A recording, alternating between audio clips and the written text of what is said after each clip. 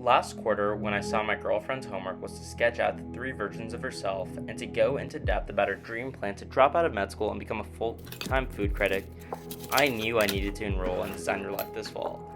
Today will be a deep dive into the 3rd version of myself, where my current life path of finance is obsolete, there is no concern for money whatsoever, and I'm solely on the pursuit of happiness, which for me is food. And like many of you, I love to eat, and spending time with my mom learning the basics of cooking during COVID are genuinely some of my fondest memories. Moving off campus last year and being forced to cook every meal was honestly a blessing and a curse. I got to experiment and make some delicious recipes that I never would have tried before, but if you ask Varn or any of my other roommates, they'll also tell you about how I spent more time cooking than studying the night before bombing an important econ final last year.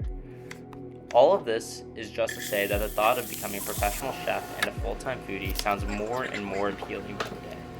So naturally, I jumped at the opportunity to bring the 3rd version of myself to life with some of my all-time favorite foods, which you'll see in this video. And we have Korean black bean noodles, Thai chicken pizza, Brazilian cheese bread, pad see ew, Thai green curry, and last but not least, a classic, which is fried chicken sandwiches. And the premise of this video is to begin the experimentation of what food I would like to serve customers in my own restaurant one day. And reflecting back on this experience and on Design Your Life in general, I think I have 2 main takeaways. Firstly, life is not linear. All of us watching this, myself included, have this movie playing inside of our brains that captures the picture-perfect version of how we expect our life to play out.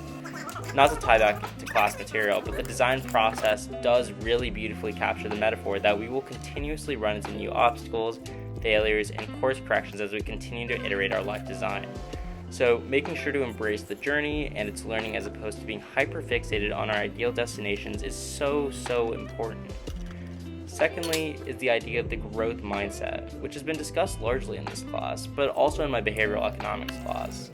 And according to Carol Dweck in her studies, if we believe we have a set IQ and fixed capabilities, it kind of becomes a self-fulfilling prophecy, meaning that we end up capping our potential to those limits that we set for ourselves. However, if we believe that our abilities aren't set in stone and we can keep getting better, we develop resilience, we learn from our failures, and we find success beyond our wildest dreams. To be honest, from this cooking experience, I was pretty disappointed with the Korean black bean noodles and the pad see ew. The black bean noodles tasted like normal spaghetti with meat sauce, and they were completely unlike the ones that I love at Shang Noodle, and the pad see ew rice noodles were extremely chewy and just overall unappetizing. But despite these dishes not living up to the hype, it's super exciting to learn, grow, and improve my culinary skills from these experiences. Realistically, will I become a chef in the near future? Probably not, but will I continue to pursue cooking as a fun pastime and potential longer-term career? I really hope so, and I hope you enjoy the rest of this cooking compilation.